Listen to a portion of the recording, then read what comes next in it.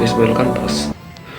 Bisnis model kanvas atau disingkat BMC merupakan sebuah strategi manajemen yang disusun untuk menjabarkan ide dan juga konsep sebagai bisnis ke dalam bentuk visual. Secara sederhana, definisi bisnis model kanvas yaitu kerangka manajemen untuk mempermudah dalam melihat gambaran ide bisnis dan juga realisasinya secara cepat.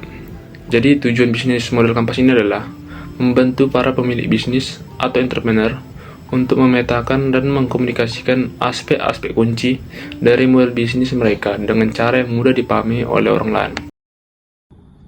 9 elemen dalam bisnis model kanvas. 9 elemen tersebut adalah panduan untuk pelaku bisnis dalam menentukan sistem kerja perusahaan dan juga media untuk mengevaluasi kegiatan perusahaan apakah sudah berjalan sesuai sistem atau tidak. Yang pertama ada customer segment atau segmentasi konsumen. Elemen pertama yang wajib ada dalam bisnis model kanvas yaitu segmentasi konsumen. Adapun jenis bisnis yang Anda miliki, tentukan dulu segmentasi pelanggan dengan tepat dari awal. Anda juga harus menentukan siapa saja yang akan menjadi target bisnis. Segmen pelanggan yang mana yang berpotensi membeli produk atau jasa Anda. Yang kedua ada value proposition atau proposisi nilai konsumen. Setelah menentukan siapa saja yang menjadi target konsumen, kemudian Anda harus tahu bagaimana bisnis Anda dapat bermanfaat untuk pelanggan. Value proposition ini akan menjelaskan mengenai poin-poin ataupun nilai yang ditawarkan oleh suatu bisnis untuk segmen konsumennya. Dengan membuat value proposition, Anda dapat mengetahui apa saja yang diperoleh pada konsumen saat menggunakan produk dan layanan Anda nantinya. Yang ketiga ada channel. Channel adalah mediasi interaksi antar bisnis dengan para konsumen untuk menyampaikan produk dan juga layanannya. Penentuan channel ini merupakan salah satu faktor penentu kesuksesan dalam menjalankan bisnis. Pikirkan dengan baik channel apa saja yang akan digunakan untuk menjangkau konsumen. Misalnya saja dengan menggunakan media sosial, website, dan lain sebagainya. Yang keempat ada customer relationship atau hubungan konsumen. Setelah mengetahui dan memahami segmentasi pasar yang sesuai dengan channel yang akan digunakan, maka sekarang adalah saatnya untuk menentukan bagaimana bisnis Anda bisa berinteraksi dengan pelanggan. Pahami bagaimana cara menjalin sebuah hubungan dengan pelanggan supaya mereka tidak mudah berpaling ke kompetitor. Contoh yang dapat Anda terapkan misalnya saja dengan memberikan potongan harga, mengadakan giveaway, atau menyediakan program membership. Yang kelima ada revenue streams. Elemen bisnis kanvas yang satu ini menggambarkan sumber pendapatan yang berasal dari bisnis Anda. Hal ini merupakan hal yang sangat penting dan perlu dikelola dengan semaksimal mungkin. Cobalah untuk pikirkan bagaimana cara untuk meningkatkan pendapat bisnis yang Anda rintis. Misalnya saja selain mengandalkan sumber penghasilan utama dari penjualan produk. Yang keenam ada key resource atau sumber daya agar tetap kompetitif. Yang ke-8 ada key partnership atau kerjasama. Key partnership merupakan elemen yang ada di dalam bisnis model kanvas yang berisi mengenai daftar sumber daya di luar perusahaan yang Anda perlukan untuk mencapai key activities dan juga untuk menyampaikan value ke pelanggan. Partner utama ini bisa berupa third party seperti hanya supplier, mitra bisnis, ataupun perusahaan lain yang mendukung kegiatan bisnis Anda. Yang terakhir nomor 9 ada cost structure atau struktur biaya. Cost structure adalah elemen terakhir yang ada di dalam bisnis model kanvas. Di dalam elemen ini mencakup pemerataan biaya untuk mengoperasikan bisnis sesuai dengan value proposition. Selain itu, juga untuk mengelola anggaran bisnis secara lebih efisien untuk meminimalisir risiko kerugian dan juga kondisi keuangan perusahaan yang tidak sehat. Penerapan elemen BMC pada produk bakso sosis saus Padang. Yang pertama ada customer segment. Jadi pada customer segment di sini target kami berfokus pada mahasiswa yang dimana selera anak muda dengan makanan ringan seperti bakso bakar bisa menjadi salah satu daya tarik apalagi sesuai dengan harga yang bisa dibilang murah. Lalu yang kedua ada value proposition. Untuk value proposition ini kami memiliki keunggulan dari harga dan keunikan. Dengan dijual dengan harga yang murah, bisa mencakup kepada semua orang dan juga produk kami ini memiliki keunikan yang mana biasanya bakso bakar hanya menggunakan saus dan kecap saja. Tetapi di sini kami membuat bumbu sendiri yaitu bumbu saus Padang. Yang ketiga ada channels atau saluran. Kami menggunakan saluran media sosial dalam menyampaikan value proposition kami kepada konsumen, yaitu dari Instagram. Yang keempat ada revenue stream. Untuk sumber pendapatan, kami hanya mengambil dari beberapa bakso sosis bakar yang terjual. Misalnya produk kami ini terjual sebesar 100 tusuk per hari. Berarti pendapatan kami itu 100 tusuk dikali harga 1 tusuk produk kami ini. Lalu yang kelima ada key research. Untuk sumber daya, kami membuat logo sendiri dan merek yang tidak mengikuti nama orang lain. Dan untuk sumber dana, kami mengambil dari patungan satu kelompok yang kami terdiri dari 5 orang. Sehingga dana yang kami kumpulkan bisa menjadi modal untuk menghasilkan produk tersebut. Lalu yang keenam ada customer relationship. Karena konsumen kami rata-rata mahasiswa, tidak susah menjalin komunikasi atau hubungan dengan konsumen. Kami selalu berusaha memberi pelayanan baik seperti kata-kata yang sopan dan ramah. Lalu yang ketujuh ada elemen key activity. Jadi pada aktivitas yang kami jalankan untuk menghasilkan produk ini, kami menampilkan sendiri proses pembuatan untuk satu produk ini, di mana konsumen bisa melihat langsung proses pembuatannya dimulai dari pembakaran hingga proses packaging, sehingga konsumen bisa tahu bagaimana bakso sosis saus Padang ini dibuat. Yang kedelapan ada K partnership. Untuk partnership, kami bekerja sama dengan pihak Himpunan Mahasiswa Manajemen Fakultas Ekonomi dan Bisnis, yang mana mereka sudah menyediakan tenan dan tempat untuk kami berjualan, dan juga mereka sudah mempromosikan acara marketpreneur ini di beberapa media sosial seperti Instagram. Yang kesembilan atau yang terakhir ada cost struktur.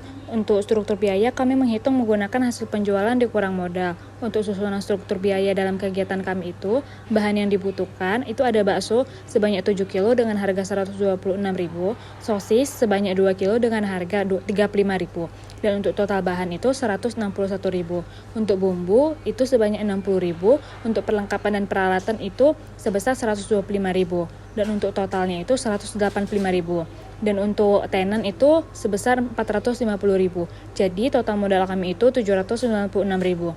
Kami membuat harga bakso 1 tusuk itu 2.500, yang berarti kami harus menjual 304 tusuk agar kami bisa balik modal, yaitu sebesar 796.000. Dan sementara target kami menjual itu 200 tusuk per hari. Dengan kegiatan yang jangka waktunya itu 3 hari, kami bisa menjual produk sebanyak 600 tusuk, yang mana totalnya itu bisa sebesar 1.500.000, yang berarti hasil laba kami itu sebesar 704.000. Tips cara membuat bisnis modal kanvas. Ada 5 cara atau 5 tips untuk membuat bisnis modal kanvas. Yang pertama, analisis kompetitor. Dengan melakukan analisis kompetitor atau pesaing bisnis, sangat baik untuk menambah pengetahuan. Kita bisa melihat dari sisi keberhasilan dan juga dari sisi kegagalan kompetitor untuk kita jadikan pembelajaran untuk bisnis kita ke depannya. Dengan informasi yang kita peroleh, kita bisa melihat nih celah mana yang harus kita kembangkan atau kita manfaatkan untuk bisnis kita berkembang, dan juga untuk kita menguasai pasar lebih baik dibandingkan dengan kompetitor. Yang kedua itu mengurutkan elemen secara sistematis. Cara selanjutnya yaitu menghubungkan ke-9 elemen secara sistematis agar kita bisa melihat prioritas mana yang harus dijalankan terlebih dahulu.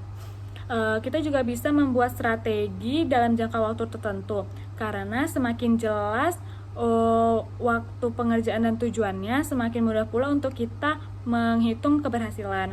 Yang ketiga itu hubungkan tiap elemen. Menghubungkan setiap elemen dapat membantu kita untuk menyusun atau mendapatkan strategi yang tepat. Setiap elemen dalam model bisnis kanvas ini harus saling berhubungan dan juga mendukung satu sama lain. Yang keempat, fokus pada kondisi saat ini. Membuat strategi bisnis untuk ke depannya itu baik, tapi alangkah lebih baiknya lagi untuk fokus pada kondisi saat ini.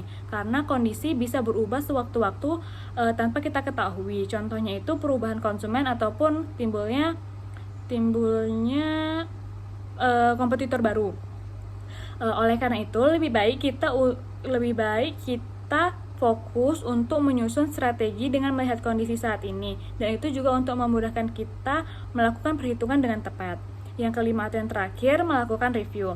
Setelah menyusun kerangka dan memastikan semua elemen itu saling berhubungan, langkah terakhir yaitu melakukan pengecekan ulang. Karena dengan melakukan pengecekan ulang, kita bisa melihat kekurangan dan juga bisa memperbaiki apabila kita merasa ada yang kurang tepat. Assalamualaikum warahmatullahi wabarakatuh. Saya Muhammad Ridwan akan menjelaskan tentang manfaat BMC. Adapun beberapa manfaat BMC, yaitu yang pertama itu mempersingkat penulisan perencanaan bisnis. Jadi dengan bisnis modal kanvas ini, perusahaan hanya perlu mengisi poin-poin perencanaan bisnis sesuai blok yang ditetapkan tanpa perlu menulis panjang lebar. Penentuan poin penting pun semakin terarah dengan blok yang telah disediakan. Yang kedua itu meningkatkan fokus perusahaan terhadap poin penting perencanaan bisnis.